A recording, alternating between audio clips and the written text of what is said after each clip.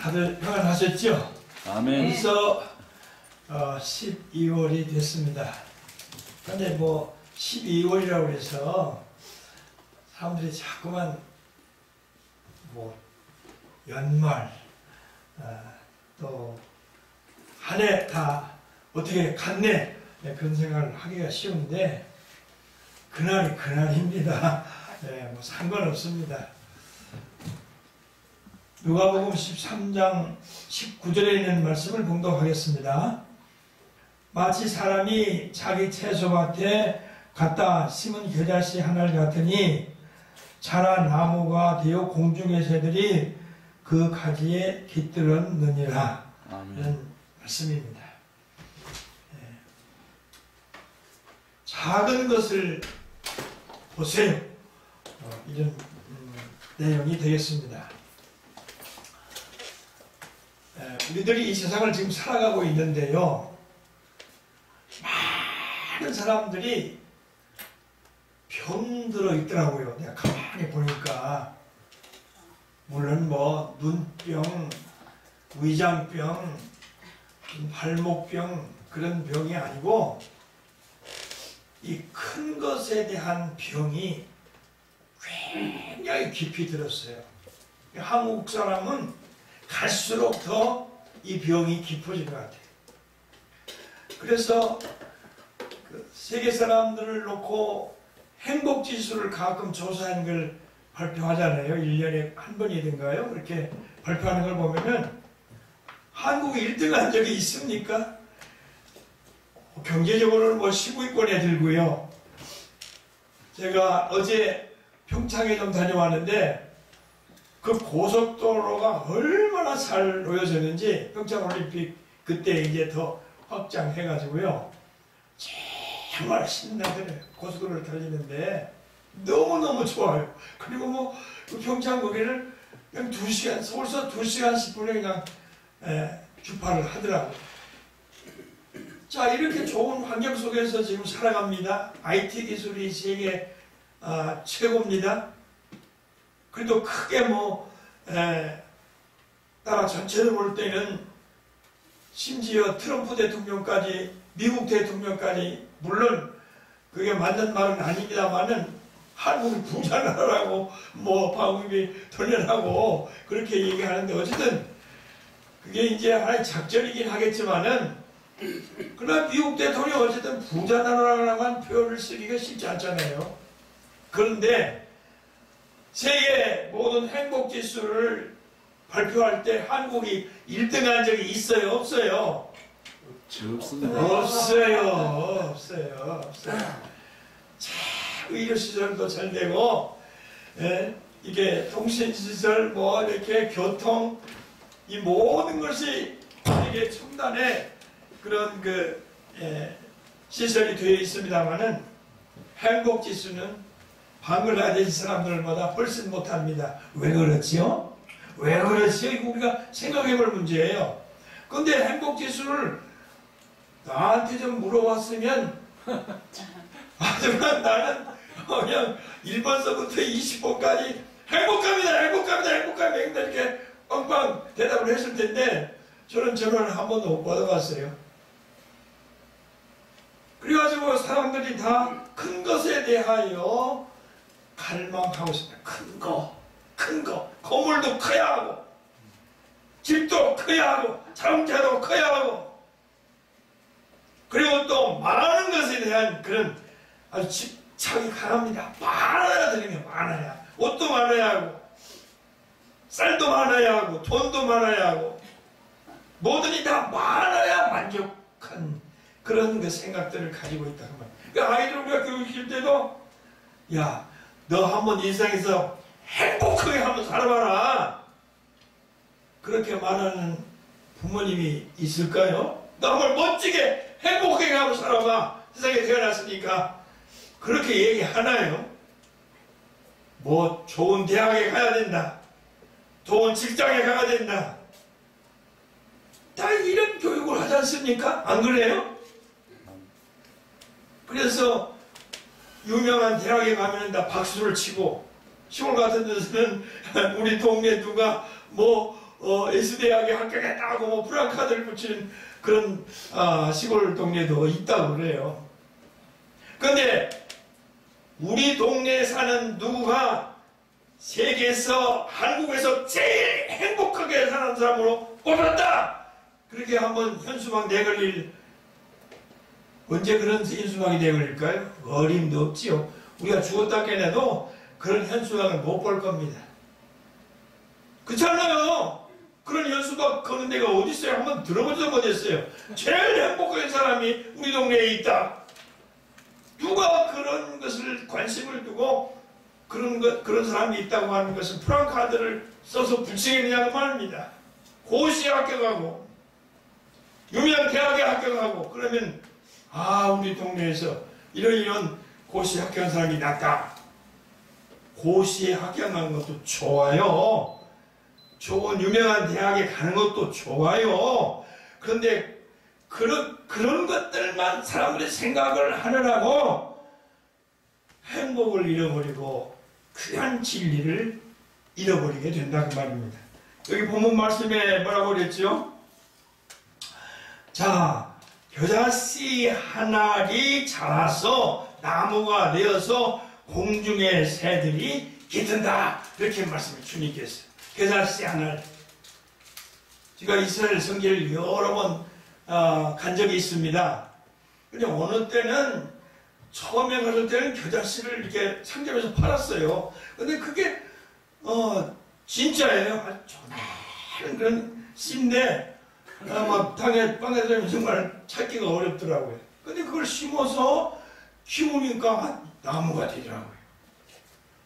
근데 지금까지도 잘 그 녀석이 컸어야 되는데, 우리 집사람이 병원에 입원하고 있을 때 제가 좀 병원에 그 간호하느라고 좀 자주 다니고 그랬더니 우리 집에 있던 내삼촌께서 어떻게 관리를 잘못을 하셔가지고 그 나무가 죽었어요. 나중에 이제 이스라엘 가서 겨자씨를 또 살려고 보니까 겨자씨를 팔아요. 그래서 그걸 사왔어요. 근데 웬걸 진짜 겨자씨가 아니더라고요. 그것도 나날이 조금 크긴 크더라고요. 근데 가짜더라고요. 그냥 무슨 풀 같은 싹만 나다가 그만 없어져 버리더라고요. 어쨌든 그렇게 그 겨자씨가 아주 작은 것인데 주님께서는 그 겨자씨를 아주 중요하게 말씀하셨다고 말입니다. 겨자씨를.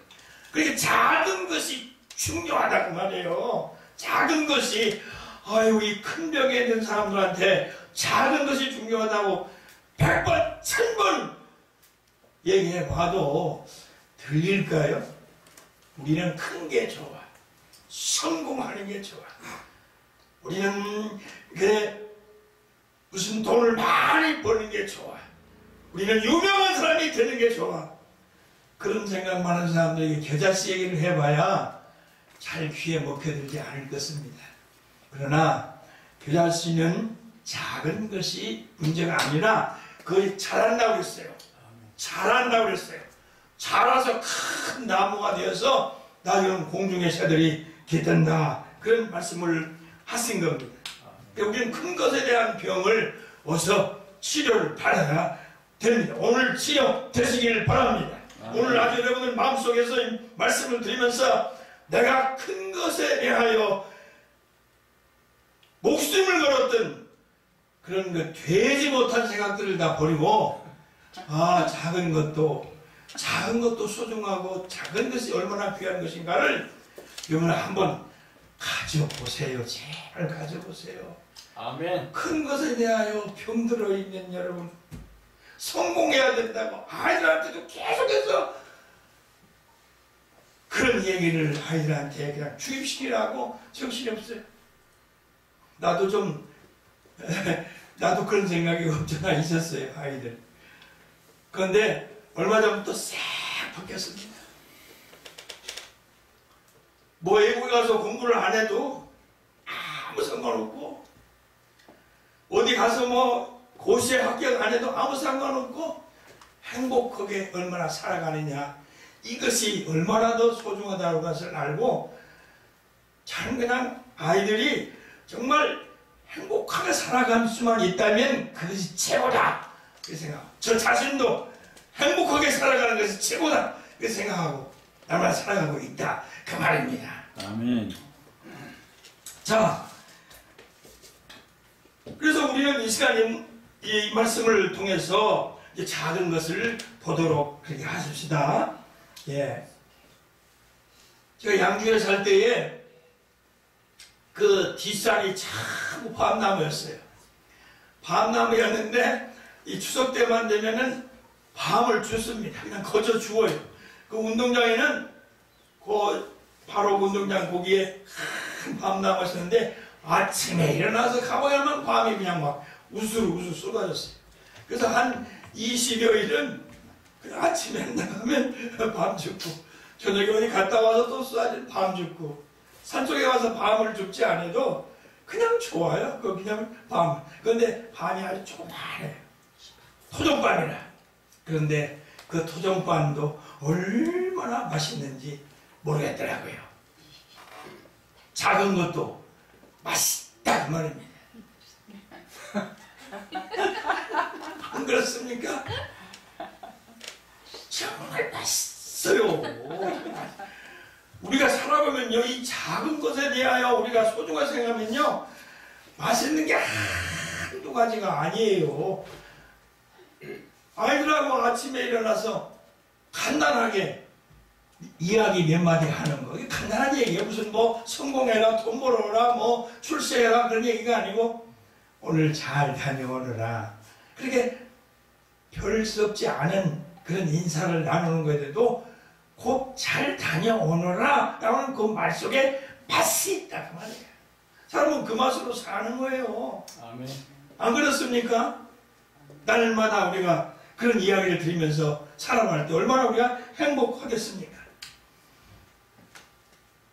자, 이것이 잘한다 그 말이에요. 저는 이런 경험을 많이 했습니다. 잘하는 걸 많이 했는데 제가 외국어를요 정말 영어는 정말 못했습니다. 정말 못했어요. 잘 못했어요. 걔도 어떻게 신학교에서 점수는 괜찮게 맞았는데 아마 벼락 공부를 해서 그런가 봐요. 그래서 제가 이제 은퇴를 한 후에 중국어를 공부하는데 지금 뭐 제가 혼자 중국 여행을 할 수 있으니까 그저 어느 정도는 한다고 볼 수 있겠지요. 그런데 매일 저는 아주 조금씩 공부를 해 나갑니다. 지금 한 10년째 매일 안 하는 날이 하나도 없습니다. 이제 단어 하나 그저 그 한마디의 말도 매일 듣습니다. 그래서 저는 가방에 이어폰이 항상 있습니다. 제가 이어폰을 딱 꽂고 어디를 다니면 저 목사님 뭐를 이어폰을 그냥 이렇게 멋스럽게 이렇게 멋내려고 꽂고 다니나 그런 분이 혹시 있을지 몰라도 저 가방 좀 조금 그거 좀 주세요. 그래서 저는 아주 그거 멋으로 끌고 저거 하고 다니는 게 아니라 저는 멋이 아니고 조금이라도 매일 들어야 되니까 안 들으면 밥을 안 먹는 것 같으니까 왜 조그마한 겨자씨가 중요하니까요. 그래서 이제 별별 이어폰을 다 써봤는데 귀가 아프고 잘 안 되더라고요.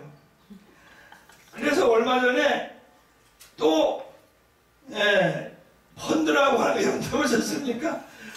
이 이어폰 펀드를 해가지고 며칠 전에 여기 왔어요. 딱 와서 이걸 이렇게 꽂았는데요. 이게 딱 꽂으면 내 핸드폰에도 조정을 안 했는데 꽂자마자 중국어가 딱 나와요. 중국어가 지금 나오고 있습니다. 꽂자마자 중국어가 여기 핸드폰은 조절을 안 했는데 아마 제일 처음에 입력이 돼서 그런가 보죠. 그리고 이제 백원사님이 전화를 했으면 배 누구시지? 자꾸 잊어버리네. 네? 배혜숙 씨가 전화했습니다. 이렇게 딱 연락을 해서 해줘요. 그 핸드폰 안 봐도 배혜숙 씨 전화합니다. 이렇게 이런 좋은 점도 또 있더라고요. 작은 거 하나하나 성실하게 그렇게 싸가고 배우고 보고 내가 영어를 그렇게 썼으면 정말 아주 영어를 잘했을 텐데 그때는 어리석어가지고 그렇게 할 줄을 몰라서 못했습니다. 제가 글을 좀 쓰고 있는데 오늘 아침도 제가 아침을 먹는 둥 마는 둥 했습니다. 어제 평창을 갔다 온 이야기를 간단히 정리해서 여러 사람에게 다 오늘 아침에 보냈어요. 당신 평창 갔다 왔으면 그만이지 뭐 평창 갔다 온 얘기를 뭐라 해. 그런데 나는 해야 돼요. 그 조그마한 하루의 이야기를 누군가에게 글로 전하고 싶은 거예요. 그 작은 것, 하루의 이야기를 꼭 전하고 싶은 겁니다. 그래서 제가 이걸 쓰느라고요, 이 간단한 글에 불과하지만은, 나 아침을 그냥 먹는 둥마는 했어요. 어제 제가 다니는 교회 목사님과 같이 그 교단의 분석회의가 평창에서 있어서 갔습니다. 밤에 혼자 오기가 심심하다고 해서 제가 따라 나섰습니다. 가는데 고속도로 앞에 졌는데 너무 좋아하죠. 우리나라 좋은 나라를 얼마나 잊혔는지 모릅니다. 화창한 날씨, 그리고 그 계곡의 나무들이 산소와 같이 그렇게 아름다웠습니다. 그리고 이제 다 제하고 오늘 그분들은 계속해서 평창의 유명한 곳들을 돌아보고 점심 후에 마친다고 했는데 우리는 그 사모님께서 밤에 혼자 계시기가 힘들다고 해서 밤에 올라왔습니다. 이호석의 메밀꽃 필 무렵의 낭만도 느껴보고 싶었는데 밤 11시 반에 집으로 오고 말았습니다. 이런 작은 것에 대하여 소중히 여기고 하루의 그 삶이 아무것도 아닌 것 같아도 하루의 삶을 귀하게 보고 그것을 간단하게라도 적어서 같이 나눈다 그 말이에요. 그럼 읽는 사람들이 어떻게 했습니까? 뭔가가 이렇게 느끼는 서로 있을 거 아니겠습니까? 그리고 저는요, 이 나이가 들면 어깨가 이렇게 기울잖아요.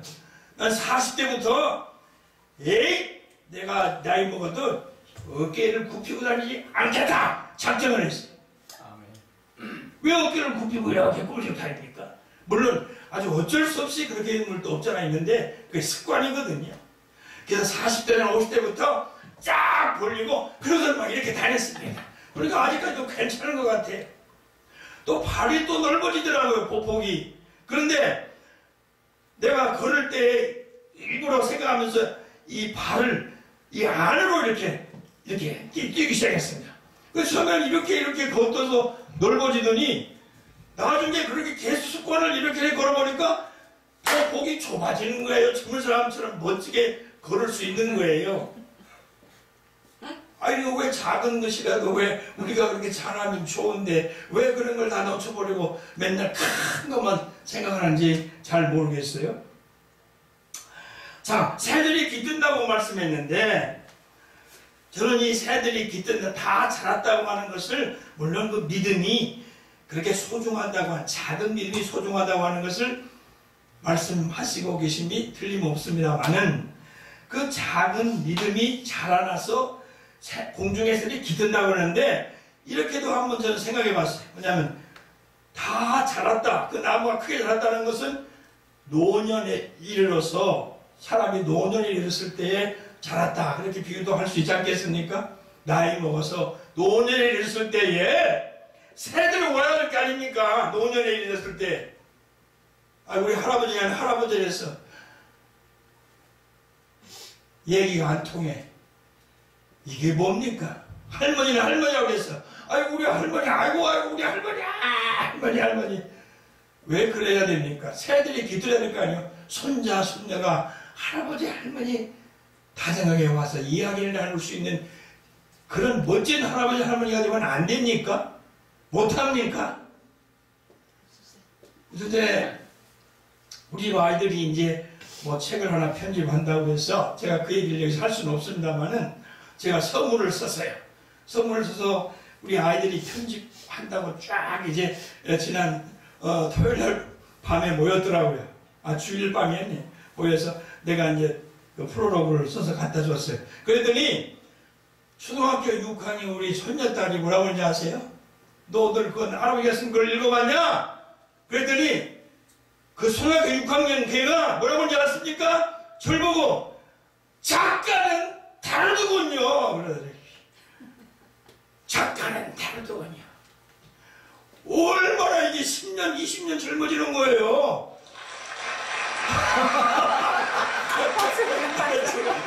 아주 음악 효과를 잘 해줘서 감사합니다. 이게요 10년부터 젊어지더라고요. 작가는 역시 다르군요. 아, 기분이 얼마나 좋아요. 오, 그러냐? 작가냐, 할아버지가? 무슨 작가는 작가냐? 또 기쁨의 새가 우리 공중 그 나무에 깃들게 된다는데, 노년이 되고 나이가 많이 들수록 기쁨이 딱 쳐야 된다 그 말입니다. 왜? 아멘. 노년이 되면 왜 다 말라버립니까?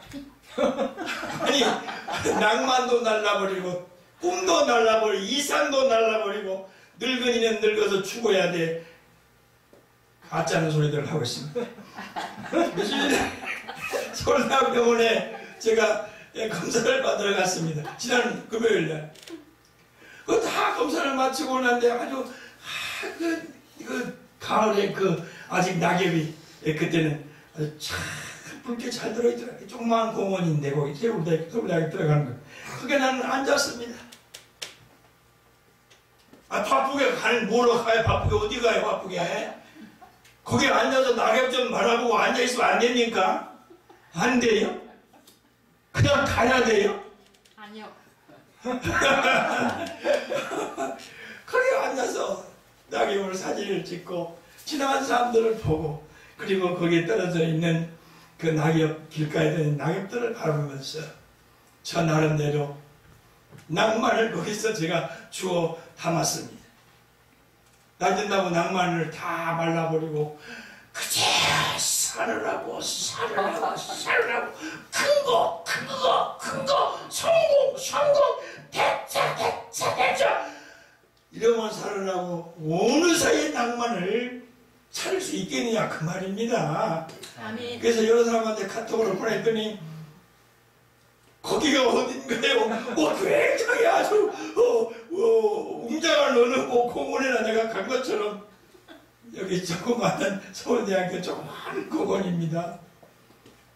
아, 거기 핀 의자에 낙엽이 떨어진 거 보니까 참 기가 막히네.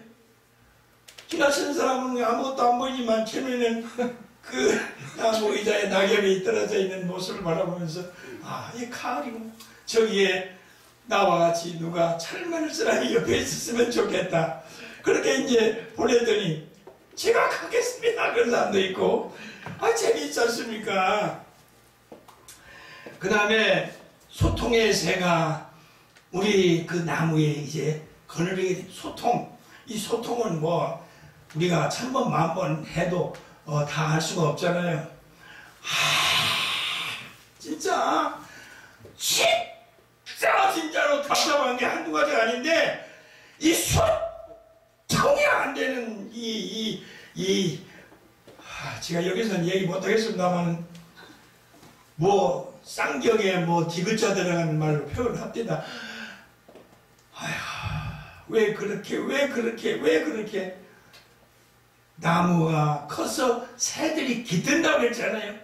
소통의 그 장이 열려서 누구하고 그런데 다 소통하고 이야기를 나누고 아름다운 그런 삶을 얘기할 수 있는 그런 새가 날아오는 그런 장면을 우리가 생각하면 얼마나 좋습니까?